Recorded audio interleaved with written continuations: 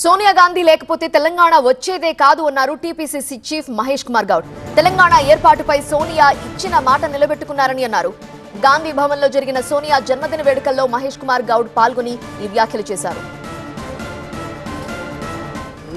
తెలంగాణ ఆవిర్భావమే లేదు, మధ్యలో పెట్టుకొని ఎక్కడ ఎవరికి చెప్పకుండా సమయం వచ్చినప్పుడు కార్యరూపం దాల్చి యూపీఏ భాగస్వామ్యాన్ని ఒప్పించుకొని ఇవాళ తెలంగాణ ఇవ్వడం అనేది జరిగింది.